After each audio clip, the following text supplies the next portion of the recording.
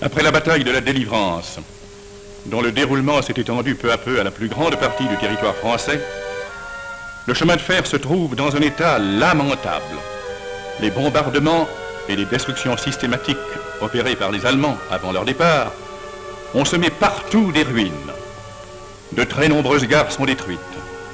Il n'en reste souvent que des pans de murs, des façades éventrées, quelquefois calcinées, des halles métalliques soufflées. Des maisons de cité sont effondrées, où les cheminots étaient logés près de leur travail. Les grandes cités, orgueil du réseau du Nord, ne sont plus que ruines.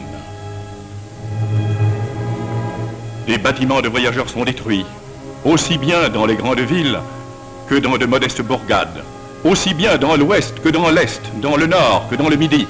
Par toute la France, les dégâts sont immenses.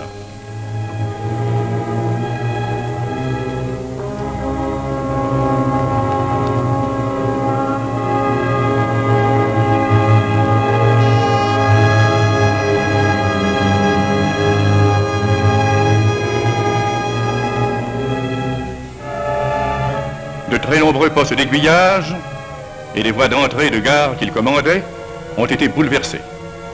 La plupart des grandes gares de triage ont été littéralement retournées et des wagons qui s'y trouvaient ont été arrachés, soufflés, démolis, calcinés. La plupart constituaient des nœuds de voies ferrées importants. Longeau, Les Aubrais, Juvisy, Creil, Saint-Pierre-des-Corps, Villeneuve, La Plaine, Vert, Trappes, Sotteville, Rennes, Le Mans, Blainville, Tergnier, et jusque Badan au sud de Lyon, et Miramas, loin dans le Midi. Vu d'avion, le résultat est impressionnant.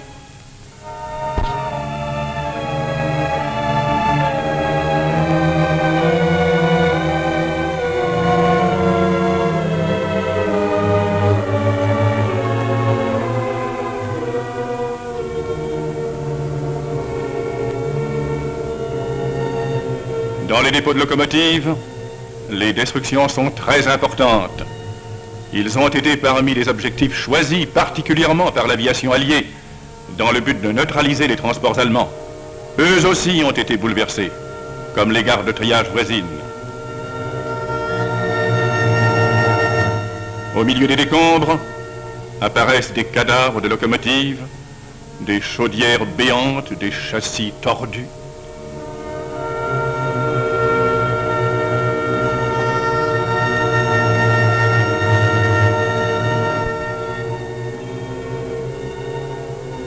Les ateliers de réparation, aussi bien de locomotives que de wagons, sont anéantis. Les bâtiments ont disparu. Et les toitures se sont effondrées sur le matériel et les machines-outils.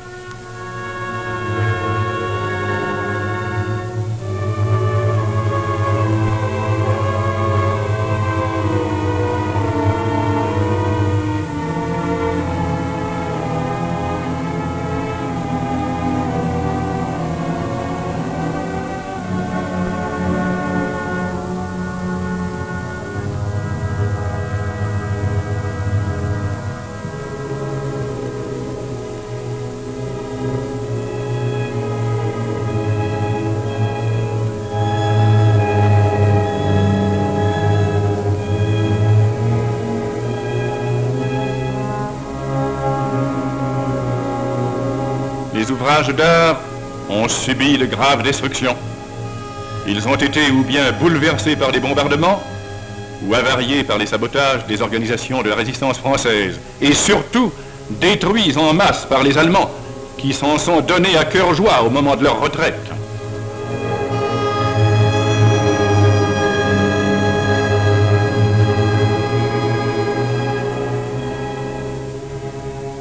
Les grands ponts métalliques, franchissant les fleuves et les rivières, ne sont plus que des ferrailles informes.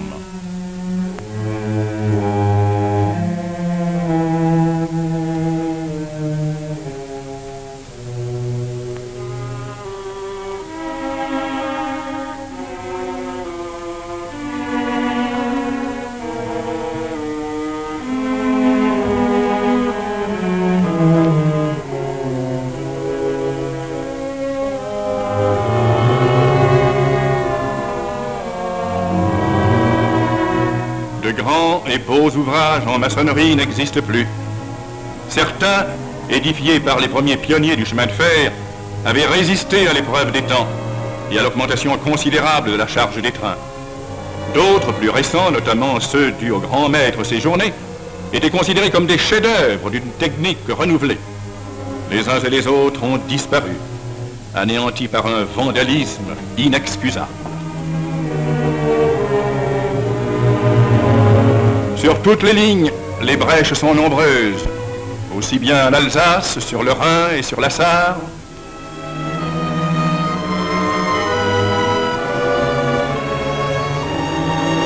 sur la Seine,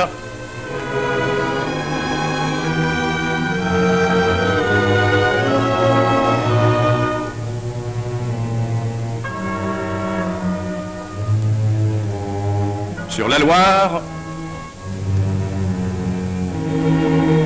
aussi bien sur la Marne qu'en Bretagne, sur la Rance, partout. Même dans les paysages les plus pittoresques de nos montagnes de France. Au total, 120 km de brèches.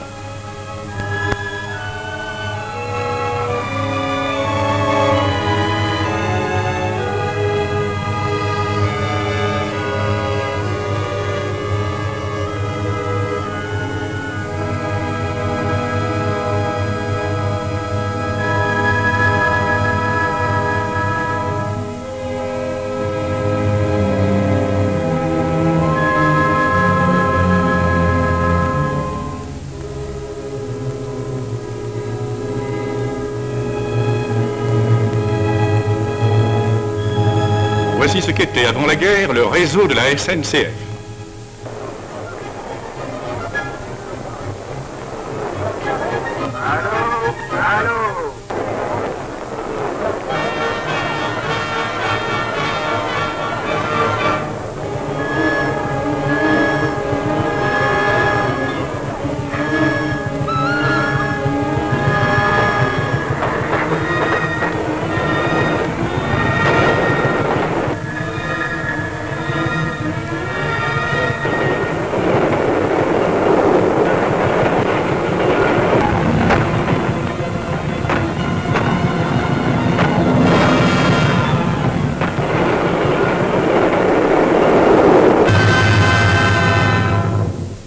Voici comment il fut peu à peu démantelé et ce qu'il était devenu après la libération des différentes parties du territoire.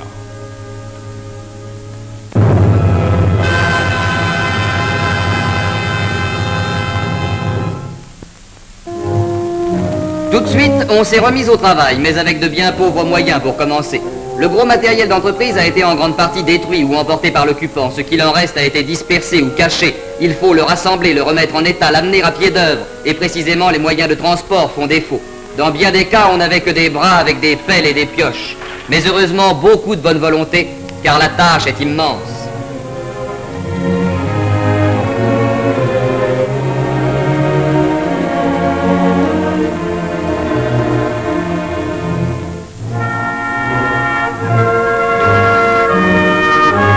Peu à peu, des pelles à vapeur entrent en action et facilitent le travail.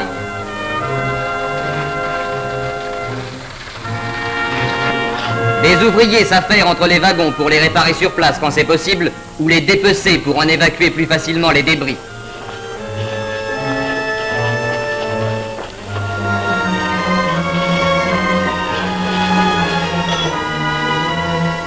Dans les dépôts, autour des carcasses de locomotives, on démonte, on découpe au chalumeau pour récupérer toutes les pièces utilisables.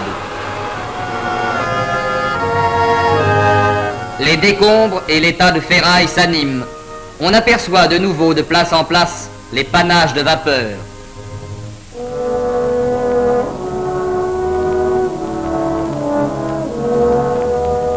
Dès que les premiers déblaiements sont achevés, des cantonniers rassemblent les rails et les traverses récupérables et remettent en état les voies.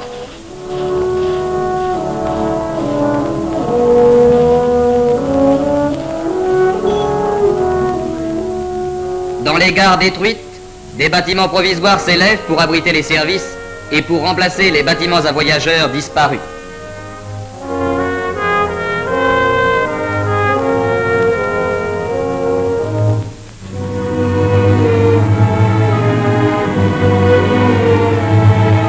Dans les dépôts et les ateliers, on bouche les pans de murs avec des planches.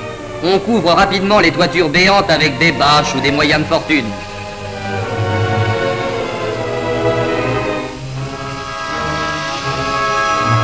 Et les ouvriers recommencent à travailler, dans des conditions précaires souvent, mais avec courage, en suppléant parfois aux défauts de force motrice par les bras de leurs camarades.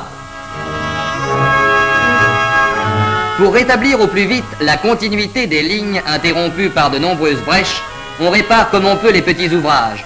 Chacun dans sa zone d'action, chef d'arrondissement, de section ou de district, s'ingénie à trouver les quelques matériaux et engins nécessaires pour relever les tabliers effondrés, les consolider par des piles de traverse, lancer sur les brèches des poutrelles récupérées de ci, de là.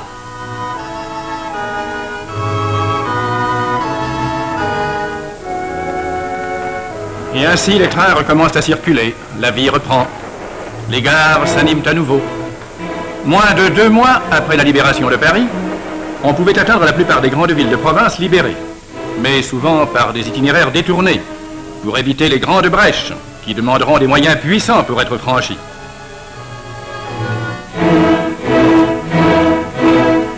Les voyages sont encore difficiles et précaires. Les voyageurs sont obligés parfois de franchir à pied une brèche. Ils le font de bonne volonté, heureux déjà de pouvoir circuler à nouveau. À Orléans, en venant de Paris pour se rendre au-delà, vers Vierzon, il faut traverser toute la ville. Chacun s'en va résigner ses bagages à la main. À la traversée de la Loire, sur une passerelle de fortune, la foule se presse. Et puis, continue sur la route au-delà, évoquant les tristes souvenirs de l'exode de 1940.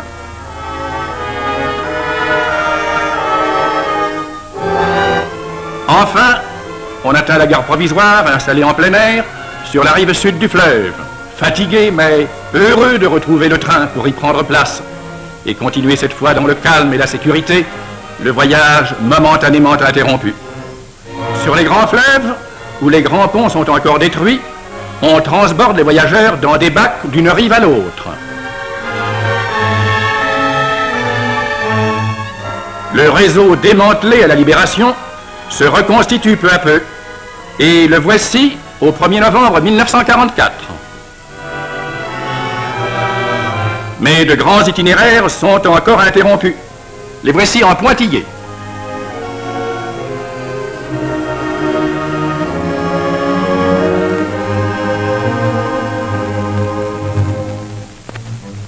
Il existe encore en effet des brèches nombreuses sur les fleuves et les grandes rivières et il faut pour les franchir des moyens importants. Dès octobre 1944, des chantiers sont entrepris partout. Les fondations seront souvent réalisées sur des pieux battus dans le lit des rivières. Des sonnettes à vapeur entrent en action. Il faut parfois plonger pour explorer l'état des anciennes fondations. Des scaphandriers s'acquittent de cette tâche avec courage, malgré le froid, le courant ou l'obscurité des eaux limoneuses. Lorsque les fondations de pilotis sont terminées, on construit des palais provisoires en bois de charpente. Des ateliers s'élèvent aux abords des chantiers et peu à peu les assemblages de rondins et de madriers sont édifiés au-dessus des eaux et se préparent à recevoir les tabliers qui livreront passage au train. Ces tabliers sont constitués souvent de poutrelles qu'on rassemble de ci de là, dont un certain nombre laissés par les Allemands. De leur côté, les ateliers de l'industrie privée sont mis à contribution et les ouvriers, travaillant avec ardeur, à l'abri des regards, apportent ainsi leur participation à la grande œuvre de la renaissance du rail. Arrivés sur les chantiers, les poutres et les tabliers sont posés par divers procédés. On utilise d'abord les grues, notamment celles qui servent en cas d'accident de train à relever les wagons et les locomotives déraillées. Et puis, les procédés se perfectionnent. On aménage 2 wagons spéciaux munis d'un avant-bec en porte-à-faux qui saisit les poutres et les pose au-dessus de la brèche. Le premier engin permet de lancer des poutrelles de 10 tonnes. Un autre, plus puissant, pose des caissons tout assemblés de près de 30 tonnes.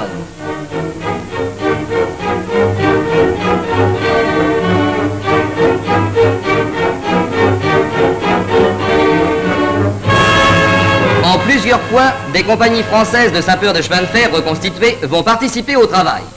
Installées dans des trains cantonnements, elles apportent leur concours à l'œuvre pacifique de la reconstruction. Sous l'habile direction de leurs cadres rassemblés, les jeunes recrues font preuve d'une belle ardeur et auront vite acquis l'expérience des vieilles troupes du régiment des chemins de fer. La SNCF a pu faire venir du matériel d'Angleterre, comme ces palets métalliques, qui servent à former des piles provisoires qui pourront défier la rigueur des temps. Dès novembre 1944, les premières grandes brèches sont franchies. Le 21, à Orléans, un train traverse pour la première fois la Loire sur un pont provisoire de près de 300 mètres, dont les 80 poutres ont été posées en 15 jours. Le même jour, à Maintenon, sur la ligne de Paris vers la Bretagne, est rétabli un ouvrage provisoire constitué de pièces et de morceaux, s'appuyant sur les débris de l'ancien viaduc, bouleversé par de nombreux bombardements.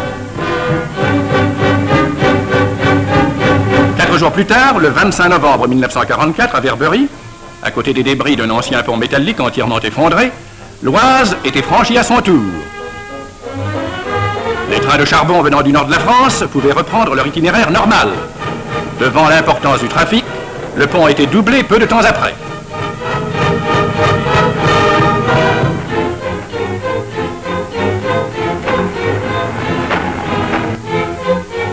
D'autres brèches sont comblées par des ouvrages provisoires partout, dans toute la France. Dans l'Est, les armées alliées apportent leur concours car la guerre n'est pas finie et les besoins militaires sont impérieux. Leur matériel est remarquablement conçu et permet de résoudre des problèmes difficiles, tel cet immense palais métallique qui monte dans le ciel comme une tour Eiffel.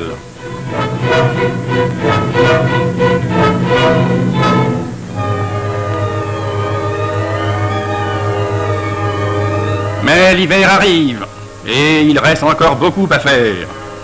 La neige étend son blanc manteau sur les gares, où pourtant il faut continuer à établir les voies. Elle couvre les chantiers de construction de ponts, aggravant les difficultés rencontrées qui sont déjà nombreuses. Des inondations à 2 reprises, sur tous les fleuves et les rivières de France, viennent désorganiser les travaux. Qu'importe, il faut travailler quand même, car le rétablissement des transports est vital pour le pays.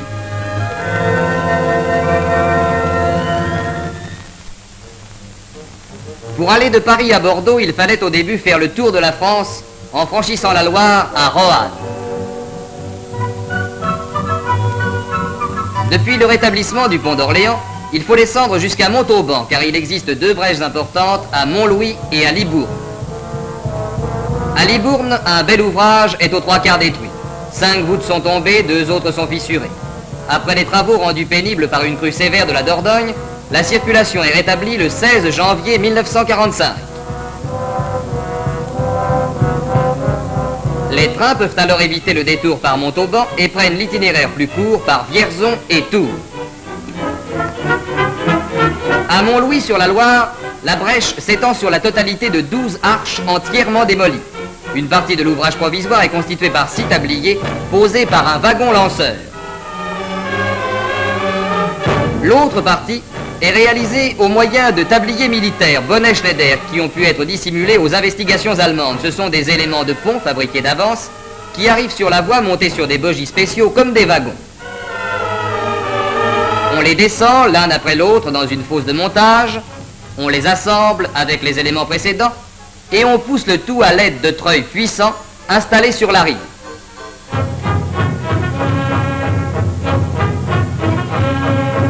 Et le 10 février 1945, la circulation est rétablie. Les trains peuvent reprendre de Paris à Bordeaux leur itinéraire normal. Sur le Rhône, en aval de Lyon, presque tous les ponts sont coupés qui réunissaient les deux lignes de la rive droite et de la rive gauche.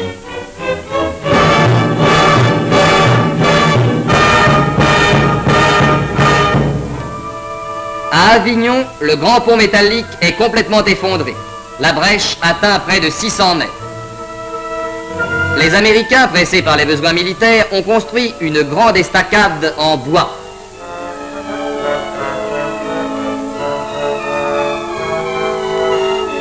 Pendant ce temps, la SNCF entreprend les travaux de relevage de quelques tronçons récupérables de l'ancien pont.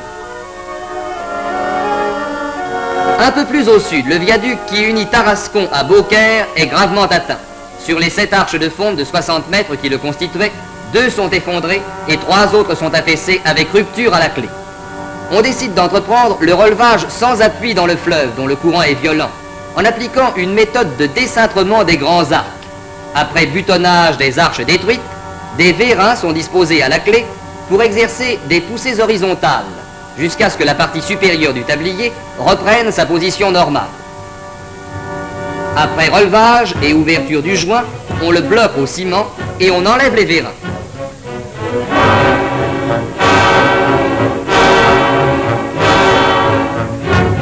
La même opération se répète sans difficulté successivement sur les 3 arcs affaissés. Cette réussite de la technique française souleva l'étonnement de nos amis américains. Aussi, la remise en service de l'ouvrage le 12 juillet 1945 donna-t-elle lieu à une cérémonie d'inauguration d'une ampleur un peu exceptionnelle, justifiée par l'importance des communications rétablies sur la grande transversale du sud de la France, Marseille, Nîmes, Toulouse, Bordeaux.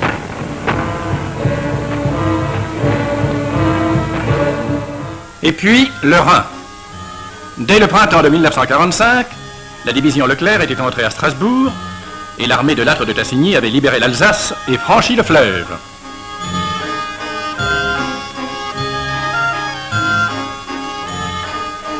Dès la fin de mai, au pont de Kehl, des compagnies du génie français sont à l'œuvre. Une pile centrale est disloquée jusque dans ses fondations. On va d'abord la consolider par des pierres de taille jetées dans le fleuve. Et sur cette masse, destinée à résister au courant violent du Rhin, on construit un appui provisoire en béton. Le tablier est constitué comme à Mont-Louis par des ponts militaires Bonnet-Schneider, mais renforcés ici par des éléments raidisseurs pour franchir des portées de 60 mètres. Les tronçons sont assemblés à l'avance sur la rive pour constituer le pont entier. Et l'ensemble, d'une masse de 830 tonnes, va être lancé en une seule opération, en s'appuyant sur des appuis préparés à l'avance, dont certains ne seront que provisoires. L'un d'eux même est flottant, supporté par des chalands amarrés.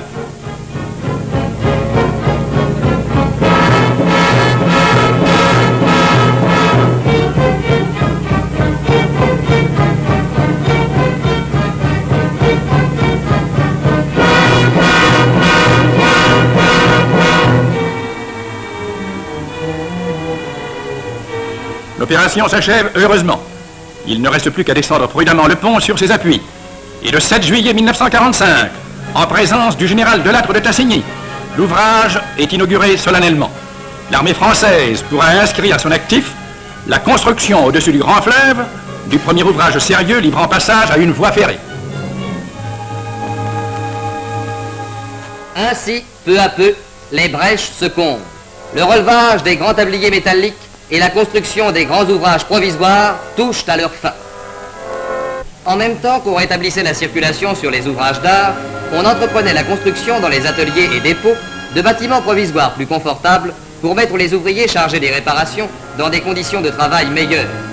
On utilise les ressources des constructeurs de charpentes métalliques et puis des hangars anglais dont la SNCF a pu obtenir livraison. Plus de 100 sont installés par toute la France. Ils servent d'ateliers ou de remise à locomotive. Certains sont disposés en étoile sur les voies rayonnantes des anciennes rotondes démolies.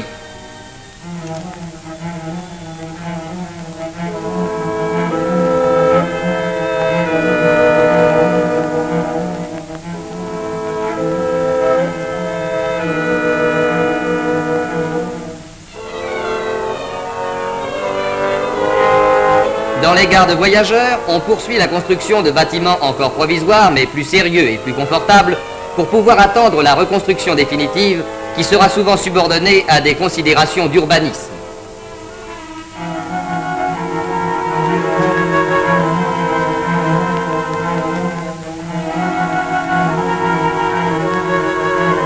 Les postes d'aiguillage sont installés dans des bâtiments quelquefois sommaires, mais avec des dispositions suffisantes pour assurer la sécurité par des enclenchements convenables. Sur 688 postes détruits, 470, soit les 3/4, sont rétablis en un an. Les gares de triage, dont certaines, comme on l'a vu, avaient été bouleversées de fond en comble, ont retrouvé à peu près leur physionomie normale, et les wagons sont de nouveau lancés à cadence régulière sur les bosses de débranchement.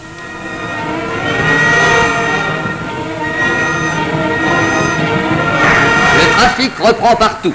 La signalisation normale est peu à peu rétablie le long des voies. Le bloc automatique lumineux, le dernier cri de la technique française, mis hors de service sur 2600 km, fonctionne à nouveau en moins de 6 mois.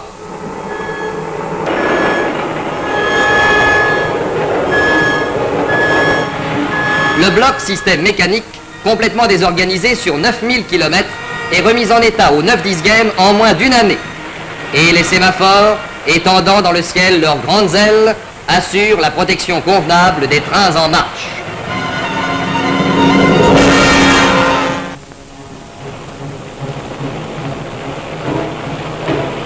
Mais il existe encore sur toutes les lignes de nombreux ouvrages provisoires. Leur maximum atteint près de 1700 en septembre 1945. Et il faut les franchir à faible vitesse, à un taux quelquefois très bas, 30, 20 et même à 10 km à l'heure.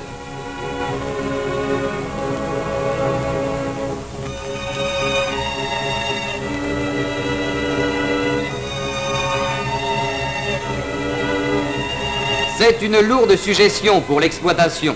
Il en résulte d'une part un allongement des durées de parcours, donc une mauvaise utilisation des locomotives et des wagons, d'autre part une consommation supplémentaire de charbon pour la reprise de la vitesse normale à une époque où l'on en est si pauvre. Aussi a-t-on entrepris rapidement la reconstruction définitive des ouvrages d'art où l'on n'avait établi qu'une seule voie provisoire.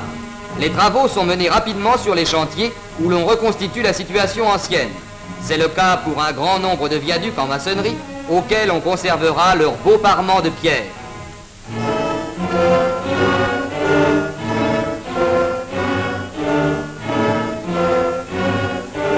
Certains ouvrages, déjà détruits au cours de la désastreuse campagne de 1940 et reconstruits une première fois, le sont maintenant pour la seconde fois, tel ce pont de l'Aversine sur l'Oise, sur la ligne de Paris à Creil.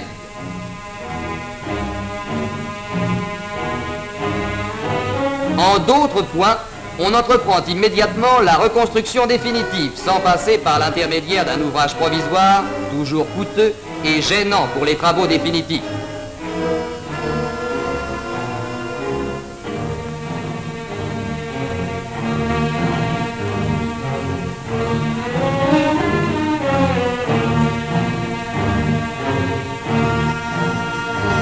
Malheureusement, la pénurie de ciment ne permit pas de commencer immédiatement la reconstruction de tous les ouvrages et certains chantiers durent être interrompus après le déblaiement des décombres.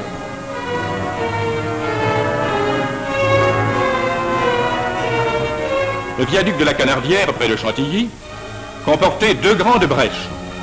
On entreprend immédiatement la reconstruction définitive de la plus importante pour une voie.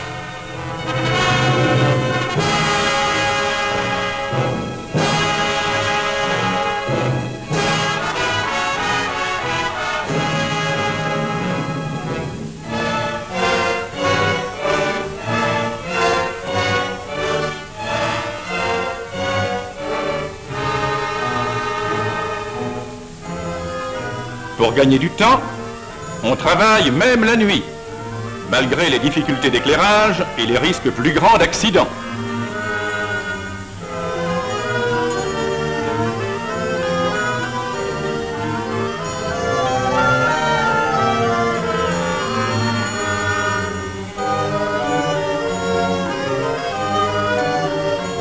pour livrer passage rapidement, on avait décidé de franchir la petite brèche par des tabliers provisoires, soutenus par de légères palets métalliques, qui seront enrobés dans la maçonnerie des piles.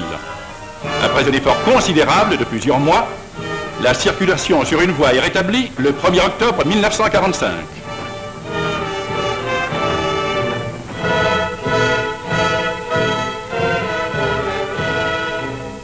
Aussitôt après, on entreprend la phase suivante des travaux, qui consiste à reconstruire la deuxième partie de l'ouvrage, correspondant à la deuxième voie, et à l'élargir pour permettre d'en poser ultérieurement une troisième. Le 1er octobre 1946, la seconde voie est posée à son tour, et la circulation normale des trains est rétablie. Par ailleurs, le premier grand pont métallique est rétabli en définitif à Nevers. Une passerelle de service munie d'un avant-bec approprié est lancée de travée en travée pour permettre le montage des arcs métalliques préparés à l'atelier. Le lancement demande une surveillance attentive.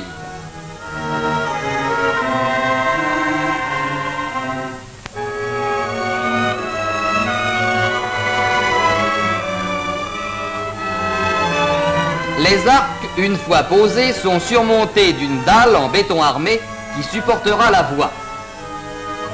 6 mois seulement après le début des travaux de montage, la mise en service de la première voie a lieu le 1er mai 1946.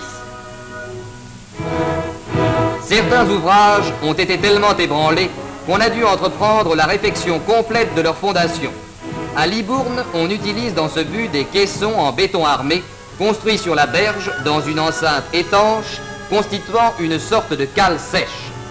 Les caissons sont mis à l'eau, soutenus par des flotteurs et remorqués à leur emplacement au moyen de caves.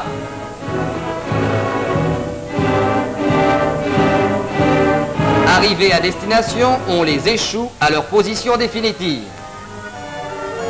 On procède à l'épuisement et on y coule le béton qui constitue les fondations. Puis les voûtes s'élèvent sur des cintres en rail préparés à l'avance.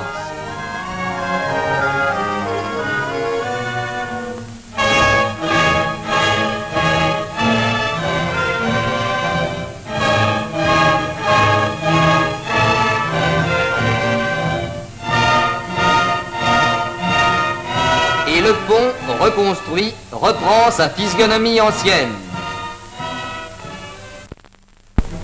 Au pont de Montlouis sur la Loire, les travaux de l'ouvrage définitif ont été entrepris aussitôt la construction du tablier provisoire. Il s'agissait de reconstruire l'ouvrage ancien avec des voûtes en gros béton et des paraments en pierre de taille à gros joints d'aspect rustique.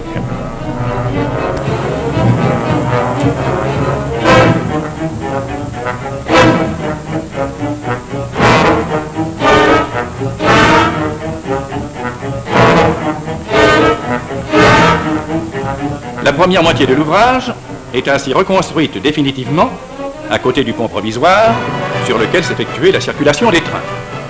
Dès le 4 juin 1946, elle va pouvoir à son tour recevoir la voie sur laquelle la circulation est reportée. Et les tabliers provisoires du premier ouvrage peuvent être déposés par des opérations inverses de celles qui avaient permis de les installer. La reconstruction de la deuxième partie sera entreprise immédiatement et pourra être terminée à l'automne de 1946. Au viaduc de Maintenon, l'ancien ouvrage a été si gravement avarié par les bombardements qu'on a dû prendre la décision de construire à côté un nouvel ouvrage. Au loin se profilent les voûtes endommagées par le temps de l'ancien aqueduc du grand siècle, témoin d'une splendeur passée. Des piles rectangulaires massives vont s'élever pour supporter les poutres droites qui constitueront le tablier en béton armé. Déjà, les premières vont recevoir les coffrages de ces poutres, supportés par des poutrelles à treillis, transportées successivement d'une travée à l'autre.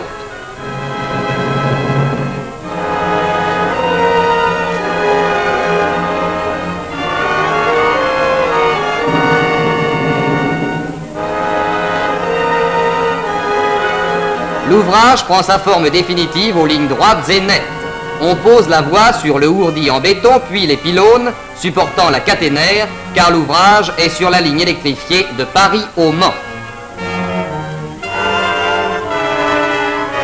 Le 19 septembre 1946, 2 ans après la destruction et 10 mois seulement après le début des travaux de fondation, le viaduc de Maintenon est définitivement remis en service.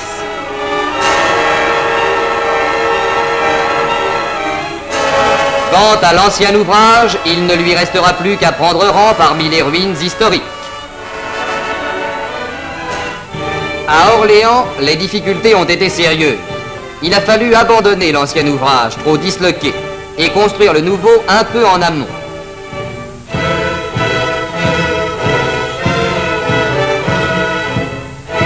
Après les travaux de fondation, longs et pénibles, d'immenses cintres en bois s'étendent au travers de la Loire.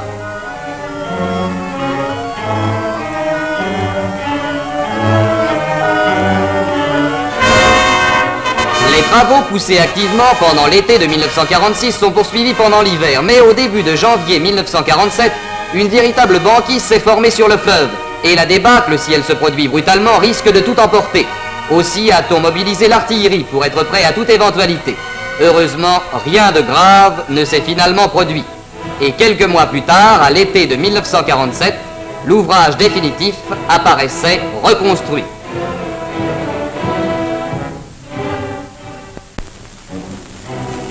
Ainsi, les ouvrages reconstruits se succèdent les uns après les autres. Les ingénieurs et leurs collaborateurs, les entreprises, leur personnel de maîtrise et leurs ouvriers sont fiers de marquer les points et de participer peu à peu à la reconstruction définitive totale.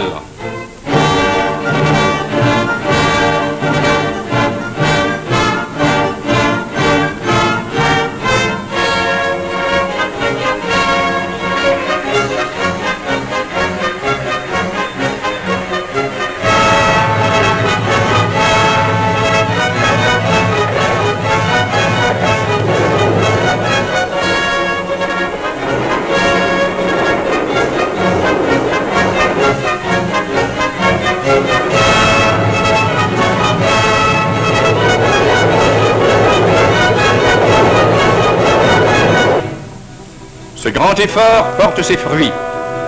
Le nombre des ralentissements sur toutes les lignes est en diminution sérieuse.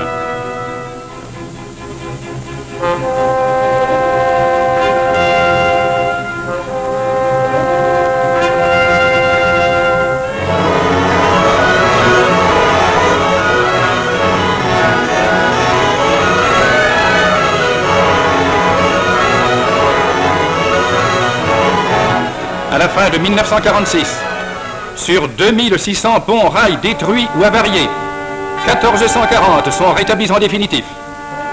Il ne reste plus qu'environ 1000 ouvrages provisoires, alors que leur nombre avait atteint son maximum de 1700 dans le deuxième semestre de 1945.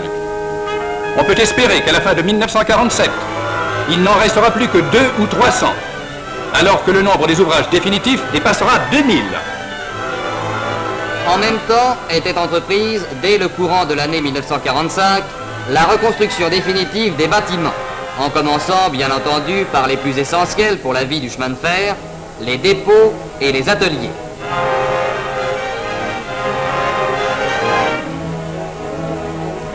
À Longo, près d'Amiens, l'activité est fébrile.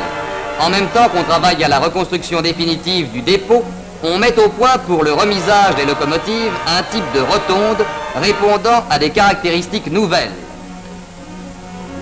Ici, la rotonde se développe sur un arc de cercle permettant d'abriter 20 locomotives sur des voies rayonnantes disposées autour d'un pont tournant.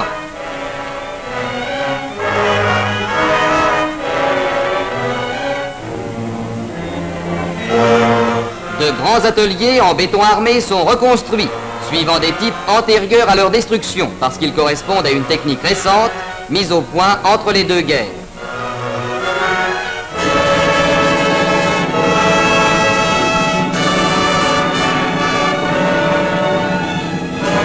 Malgré quelques retards résultant de la pénurie momentanée de ciment et d'acier d'armature, des chantiers de reconstruction en activité s'étendent ainsi sur toutes les régions.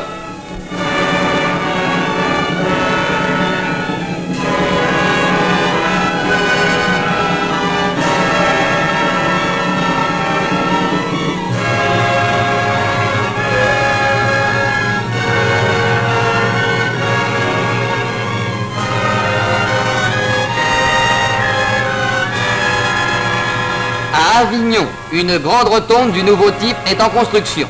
Elle s'étendra sur toute la circonférence pour abriter plus de 30 locomotives. Le mur d'enceinte extérieur s'appuie sur des poteaux en béton fabriqués à l'avance sur le sol et qu'on lève les uns après les autres pour les assembler ensuite par des éléments également en béton armé, mais coulés sur place.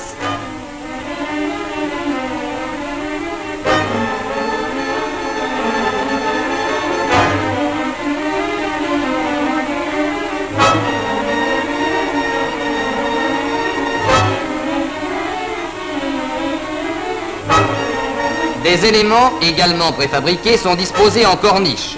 Ils ont un profil étudié spécialement pour permettre l'évacuation facile des fumées par les gaines appropriées.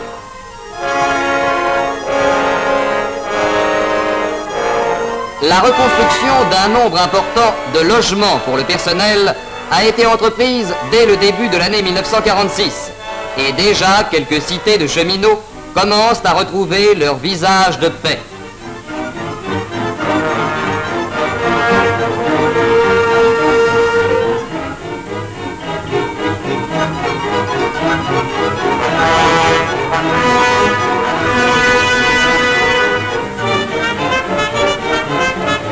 La reconstruction définitive des postes d'aiguillage est également poursuivie avec la plus grande activité. Les installations qu'ils comportent assurent désormais la sécurité de la circulation des trains aussi sérieusement qu'avant les destructions, quelquefois même avec des dispositifs plus modernes et plus perfectionnés.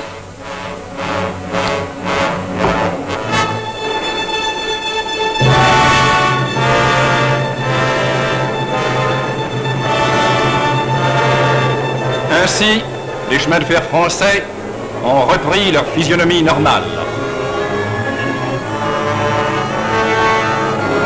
Dans la grande œuvre de la reconstruction du pays, la renaissance du rail est devenue une réalité.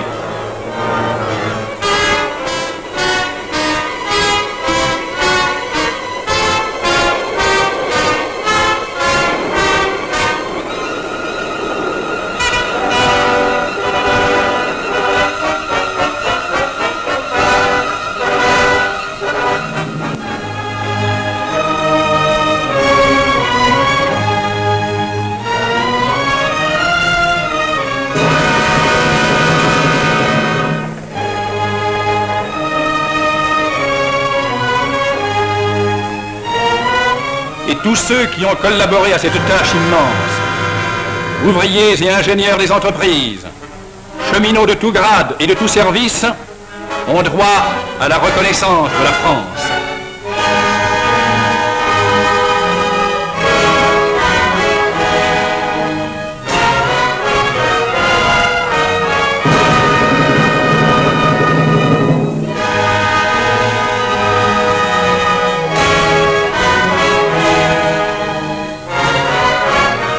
Que cette renaissance du rail nous donne l'espoir de voir bientôt planter le drapeau traditionnel au sommet de la France reconstruite.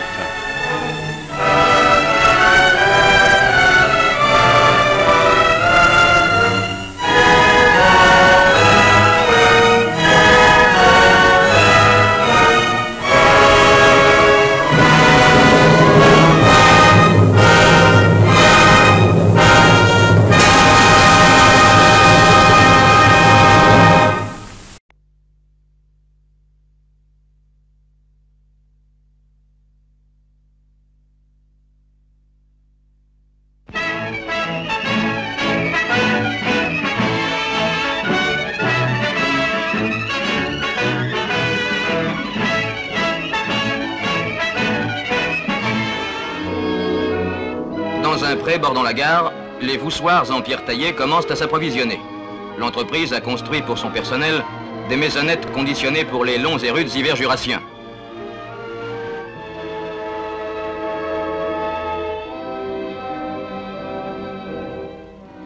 La desserte de tout le chantier sera assurée par un blondin commandé de cette cabine.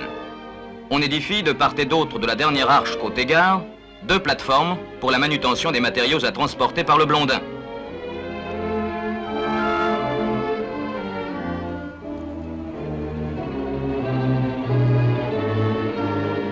Les travaux de construction commencent. Les fondations des 3 piles, côté rive droite, sont constituées par une galette en béton de ciment reposant sur le rocher décapé.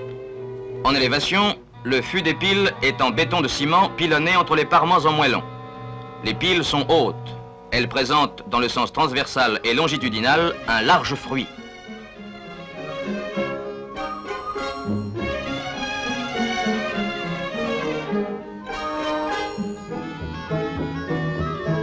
Sur l'autre rive, côté gare, les 2 piles sortent de terre. Il a fallu pétarder jusqu'au rocher saint les anciennes fondations remplacées par des massifs en béton de ciment.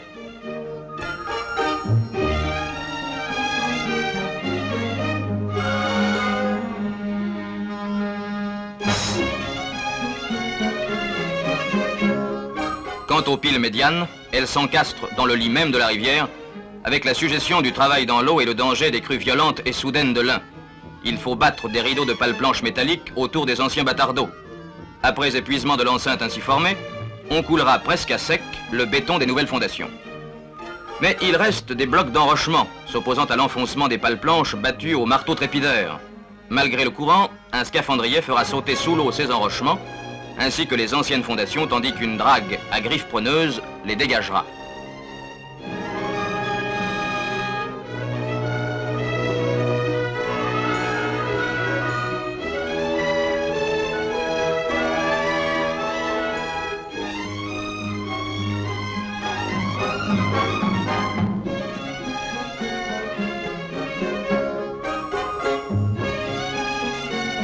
Sur la rive droite, la 3e pile commence à se dresser. On aperçoit les videments un peu élargis pour le passage routier et les murs de soutènement qui en maintiendront les abords.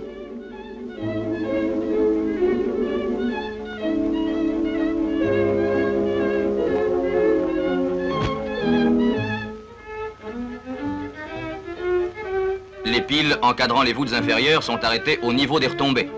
De petites consoles en béton armé porteront les cintres prévus pour le premier rouleau.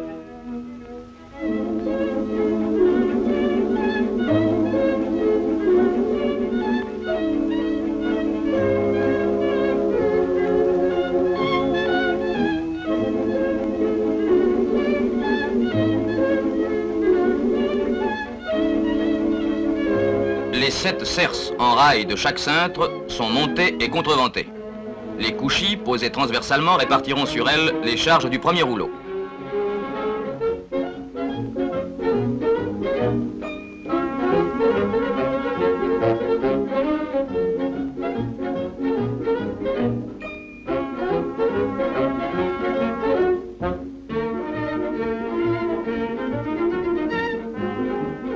Le Blondin, accidenté au cours d'essai, a reçu un nouveau pylône.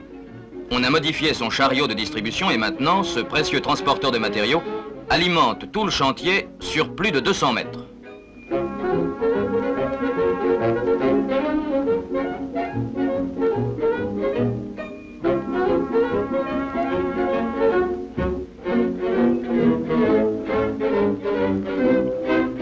Le 2e rouleau de chaque voûte étant clavé, on monte les murs de tympan. Les ouvriers procèdent au rejointoiement de la douelle des voûtes inférieures. Et on peut voir une des consoles dont nous avons parlé, qui ont servi à soutenir les cintres.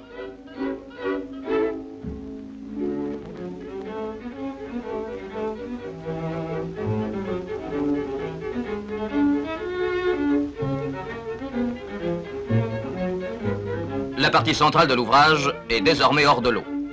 Quelques voûtes inférieures sont décintrées, d'autres ont encore leur cintre en attente.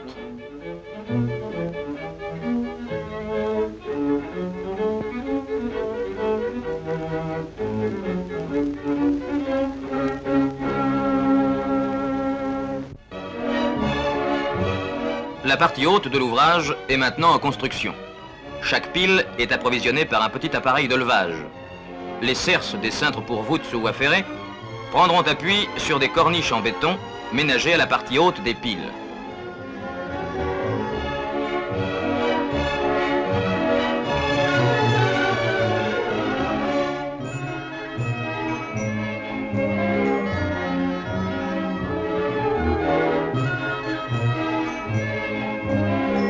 Un appareillage aux lignes sobres et rustiques encadre l'évinement du passage routier.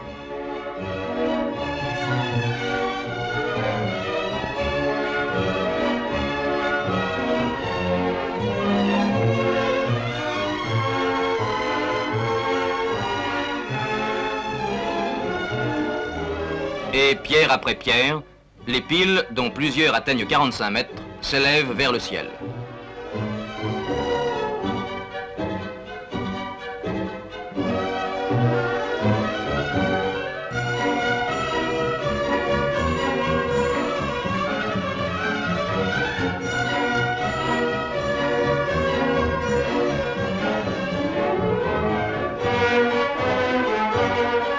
Montées une à une au Blondin, les cerces pour voûte supérieure sont réglées par ce chef monteur qui, avec sang-froid et agilité, circule à 35 mètres de haut sur des éléments de rail à forte courbure. Ce travail de montage est facilité par la proximité d'une sapine.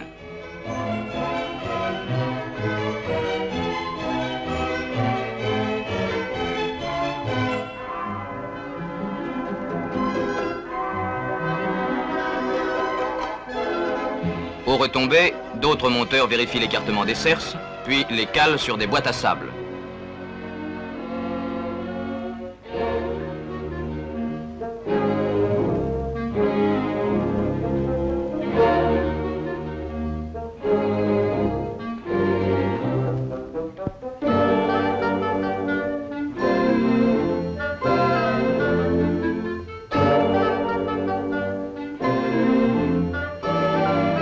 Les cerces sont montées à raison de 8 par cintre, dont 3 en rive sous chaque bandeau et 2 centrales.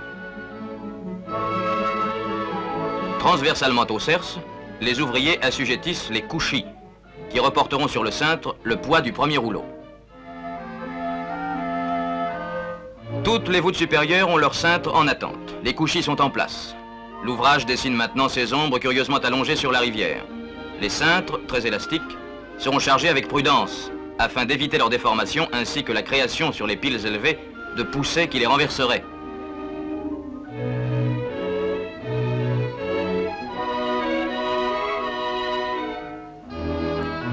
Les voussoirs de bandeaux pèsent chacun, suivant leur épaisseur, 700 et 1200 kg. On chargera la clé, puis systématiquement, on approvisionnera en remontant des retombées vers la clé. C'est la construction dite en cascade. Soigneusement repérés par lettres et numéros, les voussoirs occupent leur place définitive.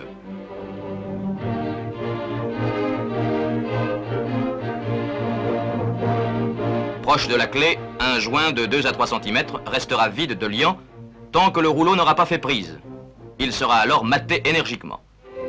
Préalablement au matage, tous les voussoirs, sauf celui de clé, ont été fichés. C'est-à-dire que l'on a bourré de mortier le vide existant de l'un à l'autre.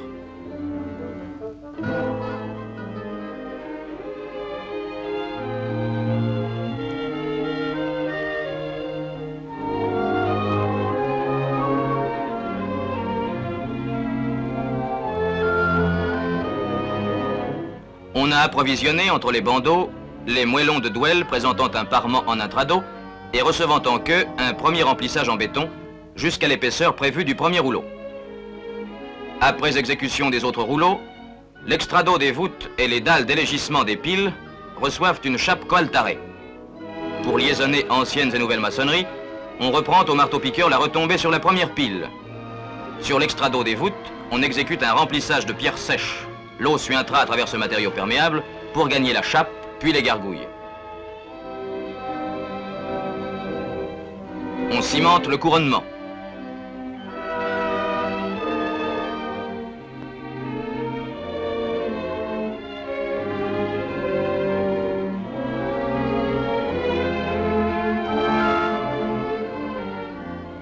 L'ouvrage, qui, sur rive droite, est en courbe de faible rayon, a maintenant son aspect définitif. La voie est posée.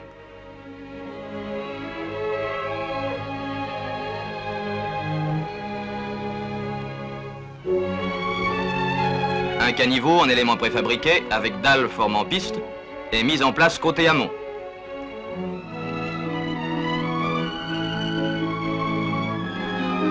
Le ballast est répandu et la continuité du rail est rétablie le 15 mai 1950.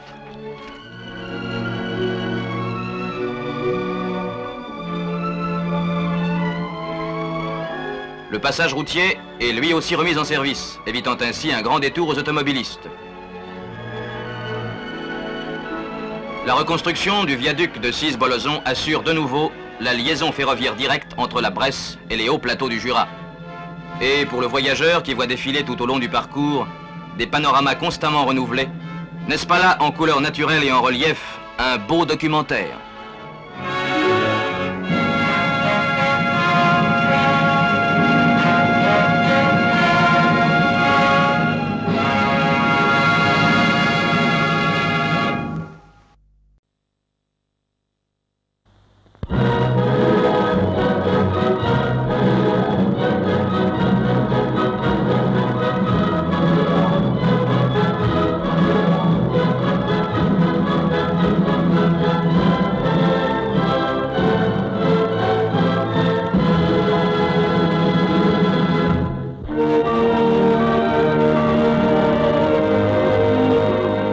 De la gare de l'Est à Paris, en présence de personnalités du gouvernement, des syndicats de la Fédération nationale des cheminots et du directeur général de la SNCF, a lieu une manifestation à la mémoire des victimes de la guerre et l'inauguration de 2 plaques commémoratives.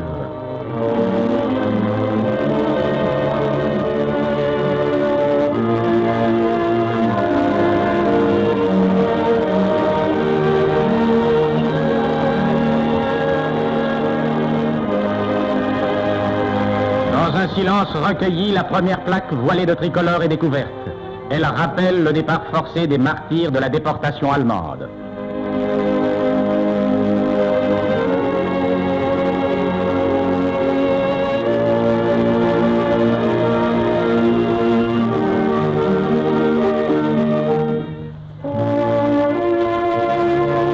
La seconde plaque commémore le retour des prisonniers et des rescapés des bagnes d'Outre-Rhin. Retour tant attendu par des milliers de familles françaises, dont beaucoup n'ont pas eu la joie de retrouver l'être cher à jamais disparu.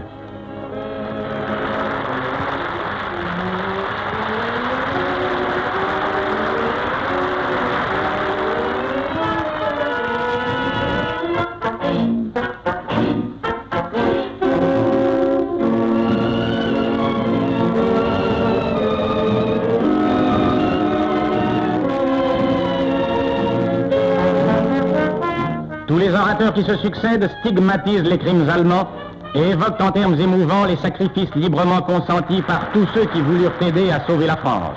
Après M. Tournemène, c'est M. Jules Mock qui prend la parole.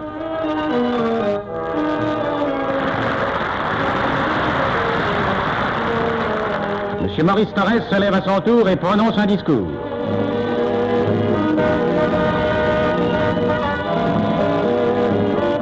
Puis M. Laurent Casanova.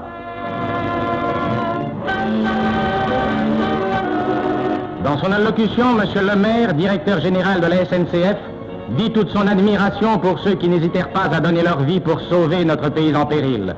Il s'incline devant le grand sacrifice des cheminots qui, malgré le danger qu'ils couraient, détruisaient et sabotaient pour entraver les mouvements ennemis. Et devant le désastre de leur réseau démantelé, courageusement et en donnant le meilleur d'eux-mêmes, ceux qui avaient échappé à l'hécatombe se mirent au travail, car ils savaient que la vie même du pays dépendait d'eux.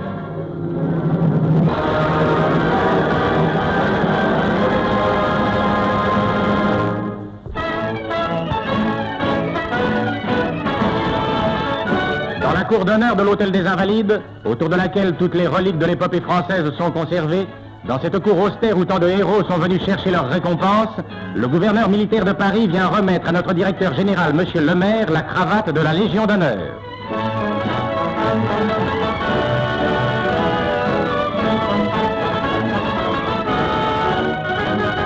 Cette croix est le juste témoignage de reconnaissance du pays à un homme qui, par son travail et son exemple, a contribué à la belle renommée des chemins de fer français.